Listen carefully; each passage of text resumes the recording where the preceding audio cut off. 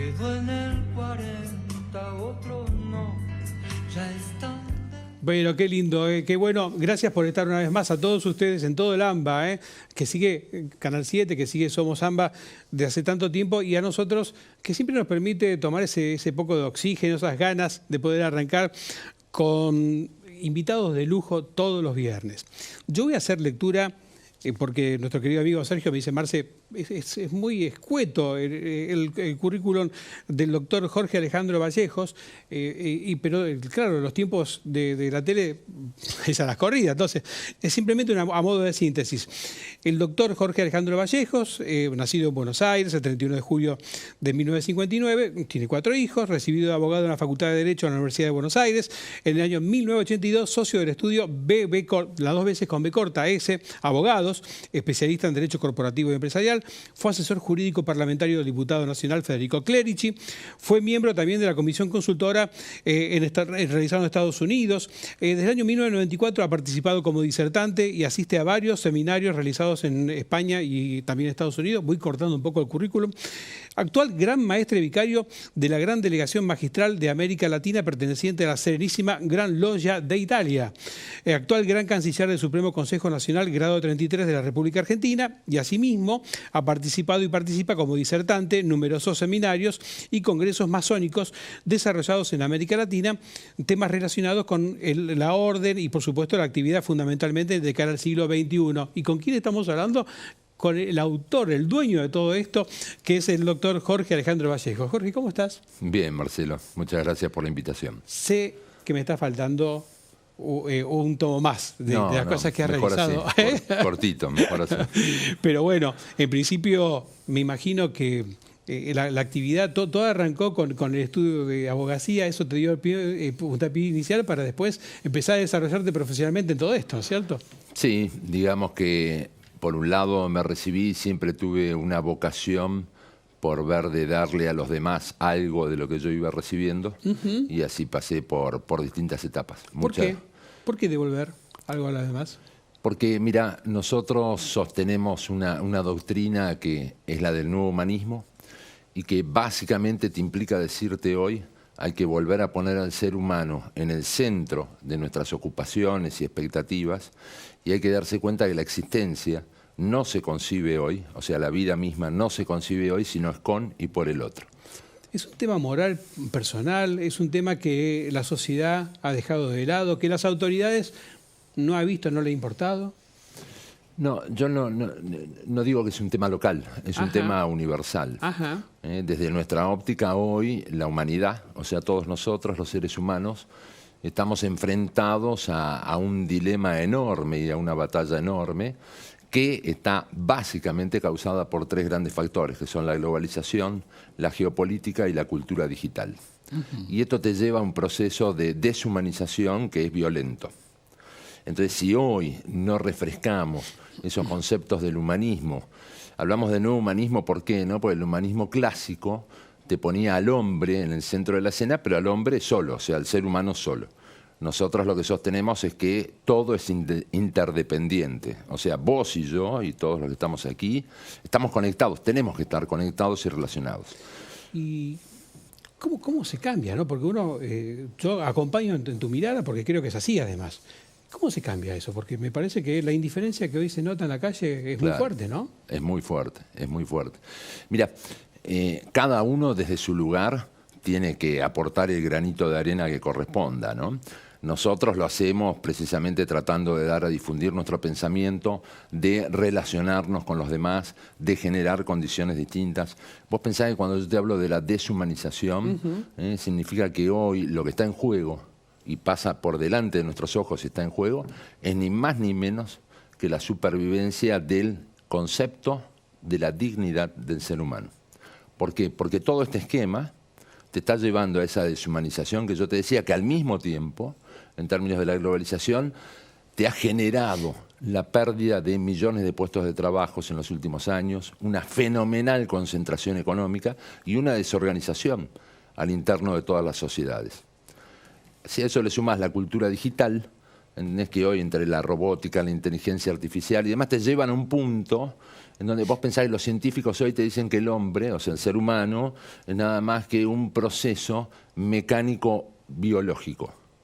Con lo cual, los valores que nos informan a nosotros quedan en la nada. Básica y fundamentalmente la dignidad del hombre. Es que estábamos viendo justamente en los últimos años cómo el hombre fue desplazado de distintas tareas que realizaba durante años, ¿no? Y me acuerdo de mi papá, por ejemplo, que tenía su camiseta puesta de Clarín, de Radio El Mundo, durante 30, 40 años. Hoy no, hoy ya la personalidad misma, la identidad misma de las personas, con el avance de la tecnología fue cambiando, y es como decís vos, ha quedado de lado eso, ¿no? Absolutamente. Y no te das cuenta que ahí está el factor de riesgo enorme, porque, mira, los procesos, digamos, de crisis a nivel de la humanidad no son nuevos para la humanidad, ¿eh? Ya hemos vivido varios a lo largo de nuestra historia. Pero te voy a poner un ejemplo diferenciador de lo que pasa hoy. Cuando se produjo la revolución industrial, cientos de miles de personas quedaron fuera del sistema. Cientos de miles, con esa famosa y vieja revolución industrial. Ok, pero con el paso del tiempo, esos cientos de miles se fueron acomodando y pudieron reingresar al sistema. Hoy, lo que te diferencia notoriamente este esquema de los anteriores es la velocidad del fenómeno. Entonces, la globalización, en función de todos estos avances, atención, los avances en comunicaciones, genética, en fin, tienen un montón de factores positivos. Pero lo que tenemos que mirar son los negativos, que son los que apuntan en contra de nuestra esencia. Entonces, esa velocidad del proceso, Marcelo, hace que los que se quedan afuera del sistema no tengan más opción de volver al sistema. Entonces, cuando vos hablas, por ejemplo, de la robótica y decís, bueno, al día de hoy la robótica está en condiciones de reemplazar a más del 50% de la capacidad laboral en el mundo entero. Al día de hoy, imagínate lo que va a ser en 10 años. Seguro. Ahora, la pregunta para hacerse es, bueno, muy bien, ¿y qué tenemos respecto de ese 50% de sujetos, de seres humanos, que se van a quedar afuera del sistema? ¿Y cómo generamos esas condiciones para que no nos perdamos nosotros como seres humanos y no pasemos a ser efectivamente un número, un objeto y demás? Es que últimamente con el avance de la inteligencia artificial, que están, ¿no?, están de onda, y que tuvieron que suspenderla por un tiempo porque parece que viene a quedarse por todo. Jorge, quería hacerte una consulta porque leyendo el currículum hay algunas cosas que nosotros desconocemos y que me gustaría tratarlo con vos también. Sí. Cuando, por ejemplo, dice actual gran maestre vicario de la Gran Delegación Magistral de América Latina, perteneciente a la Serenísima Gran Logia de Italia, ¿a qué se refiere esto? Contanos un poco. Bueno, la masonería está dividida en el mundo en grandes logias, en distintas grandes logias. Y nosotros formamos parte de una gran logia, que es la Serenísima Gran Logia de Italia. Y somos, la delegación magistral significa decir, bueno, es un asentamiento, una sucursal, si querés, para decirlo así en términos más fáciles, donde trabaja la Serenísima Gran Logia de Italia. El gran maestre vicario es el número 1 de esa organización. Una especie de cargo dentro de lo que es la logia, ¿cierto? Sí, claro. El gran maestre vicario, las logias conforman como una federación de logias, que es lo que te da origen a la gran logia. ¿Y el fin que realizan ustedes? Porque uno cuando leía a los grandes próceres de la historia, ¿no?, como San Martín, como Sarmiento, Belgrano también, que ha formado parte de la masonería, el fin es de la forma que arrancamos nosotros, ¿no?, poniendo al hombre en el centro de escena, digamos. Fíjate que siempre la masonería y los masones hemos trabajado en función de la humanidad. Cada etapa tiene su propia síntesis, digamos. Cuando vos te referís a San Martín, Belgrano, Sarmiento y demás, era una etapa, sobre todo la de San Martín, y tanto como en Europa y Estados Unidos, una etapa revolucionaria. Pero la revolución, lo que traía atrás, Marcelo, no era la revolución por sí misma, sino que la revolución lo que traía era un cambio de paradigmas sociales. Entonces, cuando vos hoy hablás, por ejemplo, de libertad, igualdad y fraternidad, y lo das como un valor entendido para todos, aunque en la realidad no sea así, pero lo das como un valor entendido, bueno, esto nace, por ejemplo, a partir de la Revolución Francesa. Y cuando hablas de todo el concepto de repúblicas y demás, tiene que ver con la Revolución Norteamericana, en fin, siempre detrás de esa etapa había un esquema de cambio social. Hoy, afortunadamente, no hacen falta más las revoluciones. Pero hoy es otra revolución, es la de que nos entendamos entre nosotros, entre los seres humanos, para tener precisamente una protección en contra de aquello que no es que se nos viene, ya está instalado. Vos pensás que con la cultura digital y la Big Data, Los señores que almacenan miles de millones de datos en las supercomputadoras, hoy llegan a saber más de vos que vos mismo. Correcto. ¿Y eso a dónde te conduce? Y te conduce a la masificación. ¿Y la masificación a qué te conduce? Y la masificación te conduce a que todos somos iguales y ninguno tiene un derecho en particular más que ser objeto de. Mirá qué interesante. ¿Y cómo te incorporaste a la masonería? O para la gente que nos está viendo en vivo y que le pueda interesar averiguar más sobre el tema, contanos un poco tu origen allí y de qué forma la gente se puede acercar a ustedes, digamos, ¿no es cierto? Mira, mi origen es clarito, como te dije, yo desde pequeño, así que hace muchos años atrás, tuve ese sentimiento y anhelo de darle algo al prójimo. Así que empecé a trabajar desde muy joven en la iglesia. Yo fui muchos años catequista de chicos minusválidos. Antes los llamábamos deficientes mentales, hoy se llaman con capacidades diferentes. Así que trabajé mucho tiempo en la iglesia, trabajé mucho tiempo en Rotary. Trabajé también, constituí una fundación para chicos de la calle hace ya 40 años. En fin, y siempre estuve en búsqueda de un esquema que fuera lo más abierto posible en términos de la libertad de pensamiento, de expresión, y que cada uno de nosotros tuviera precisamente la oportunidad de dialogar con el otro, intercambiar opiniones, discutir también, pero sin ningún tipo de cortapisas. Y eso es lo que encontré finalmente en la masonería. ¿Y cómo se pueden acercar a nosotros? Claro. Bueno, esto tiene dos caminos. Es o por invitación de algún hermano o entrando a nuestra página web y consultando lo que cada uno desee consultar. ¿Edades, requisitos especiales o algo por el estilo? ¿Ser profesional de determinada materia? ¿O solamente queriendo acompañar? No, mira, la masonería, yo siempre digo, es un corte vertical de la sociedad. Viste que normalmente se habla de horizontalidad y demás. Yo digo, no, ojo, que la horizontalidad es excluyente.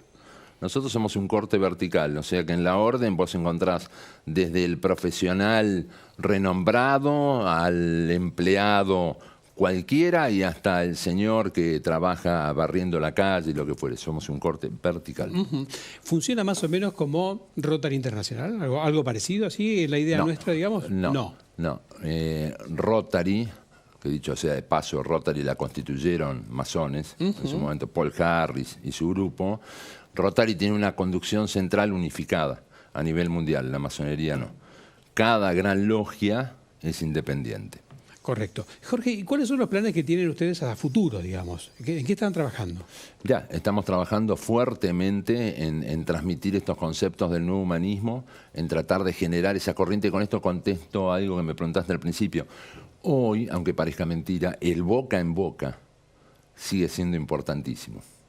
El boca en boca sigue siendo muy importante porque además te da una herramienta para que no sigamos generando ese proceso endogámico. ¿Viste cuando decías mi papá antes, la camiseta y demás? Sí. Es porque todos, en este esquema de masificación, tendemos a generar ese prospecto endogámico que implica decir, listo, yo me encierro en la mía, yo miro mi quintita, al de al lado no lo miro más. Los clubes de barrio. Mientras me salve yo, el resto, exactamente. ¿cierto? Y la realidad de lo que no te das cuenta es que te ves inmerso, más allá de las circunstancias de cada país, ¿no?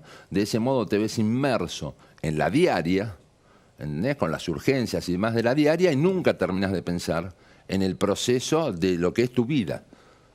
Pero no como algo, un eufemismo y demás, sino como algo concreto. Vos sabés que quizás tiene que ver con esto. Yo estaba pensando, digo, cómo nos fue llevando la tecnología a encerrarte en tu casa, ¿no? Sí. Esta idea de no aportar a los clubes, no aportar a las reuniones sociales que antes había y que se convocaba a una kermés, algo. Eso fue desapareciendo. Yo lo vi de muy chico, hace también muchos años atrás, y que la tecnología te fue llevando a aislarte con lo que fuera, quizás con el video, quédate en tu casa, aislate del mundo. Es un poco lo que vos decís, ¿no? Como lamentablemente predominó el ser individual en el tiempo. Sí. Y es a veces, digo, nosotros es que podemos aportar desde la comunicación para que esto no sea así también, ¿no es cierto?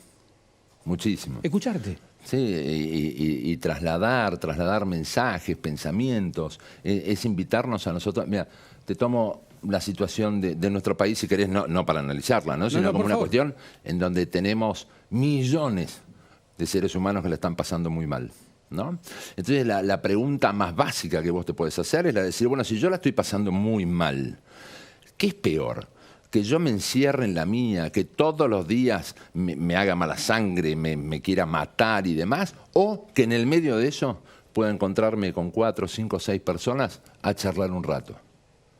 Y a intercambiar opiniones, hasta intercambiar lo que nos pasa. Claro. ¿Entendés? Porque eso es lo que te hace ver un proceso. Porque si no, te ahogás en la que estás viviendo. Y todo este esquema que, como te digo, te deshumaniza, te lleva lisa y llanamente a liquidarte. Sí, sí, inclusive yo a veces lo noto también a través de la ola de miedo, de terror que sembramos con respecto al tema de inseguridad, ¿no? Encerrate, metete adentro, rejas, alarmas, qué sé yo, qué sé cuánto, para aislarte de algo, de un hecho que existe, que es correcto, pero que finalmente uno termina sin observar cómo resolver la problemática de la mitad de la gente de nuestro país también. Absolutamente, ¿no es cierto? absolutamente. Pero esto cuando estás hablando vos, como eje del trabajo que están realizando, ¿esto es a nivel internacional? ¿Tienen ustedes algún tipo de encuentro así internacional también? Sí, sí, sí. Nosotros damos charlas y conferencias aprovechando la tecnología, Sí. justamente, vía Zoom y demás, con distintos países y encuentros con gente y hermanos y no hermanos de distintos países. ¿Tenés pensado viajar dentro de poco a alguna parte en No, ahora especial? en 2 semanas voy a estar dando una conferencia en Perú, donde va a haber gente de Perú, Colombia, España, Estados Unidos, y no me quiero olvidar otros países, pero donde va a haber gente presente para hablar precisamente de esto. Viste que se hablaba hace mucho tiempo del primer mundo, ¿no? El primer mundo, el primer mundo. ¿Padece lo mismo que nosotros, el primer mundo? ¿Vos que... Esto es global, Marcelo. Esto es global. De hecho, cuando vos analizás las distintas sociedades, Sí. vos hoy debés concluir en que, por ejemplo, Europa está atravesando una crisis muy importante. En Estados Unidos tenés desorganizaciones internas importantes. ¿Por qué? Y esto se conecta con lo geopolítico. ¿Entendés? Porque a nivel geopolítico, esa hegemonía que vos tenías, por lo tanto unipolar, digamos, de Estados Unidos después de la Segunda Guerra, con un papel protagónico que asumió Estados Unidos, se terminó. Entonces hoy no tenés un único centro, tenés una variedad y multitud de centros que en forma desordenada van reaccionando cada uno a su manera. Eso a nivel institucional. A nivel individual tenés todas las reacciones que ves a diario en cualquier sociedad. Esto no implica analizar No, ni la seguro, nuestra en seguro. particular ni nada, sino que es un fenómeno global. Seguro. ¿Entendés? Por eso el esquema de defender la dignidad del ser humano está en el debiera estar en el centro de cualquier política. ¿Vos te acordás de esa vieja frase, el bien común? Sí, correcto. ¿Cuánto la escuchás últimamente? Nada. ¿Y cuánto Nunca. ves que realmente la gente, ahora estamos hablando sí de la dirigencia, pero a nivel general, se ocupa del bien común? Es una utopía hoy. Es una utopía. Me están, viste, avisando del control que tengo que mandar tanda, ya Ok. tenemos que terminar. Como vos digas. Yo quiero agradecerte, Jorge, y dejarte la puerta abierta para volver a tener este encuentro. Muchísimas gracias. Y contarle a la gente todo esto que me parece, poner al hombre en el centro de escena me parece que es genial. Así que dejo en tus manos y en tu tiempo y en tu agenda volver a vernos. Gracias a vos, Marcelo. Un No, placer. no, por favor. El doctor Jorge Alejandro Vallejos, con nosotros en Buenos Aires hoy, un lujo en este viernes, pero tenemos que cumplir con la pauta comercial y además tenemos otro invitado de lujo para la segunda media hora, así que vamos directamente con la tanda comercial. Adelante. Ya están de vuelta.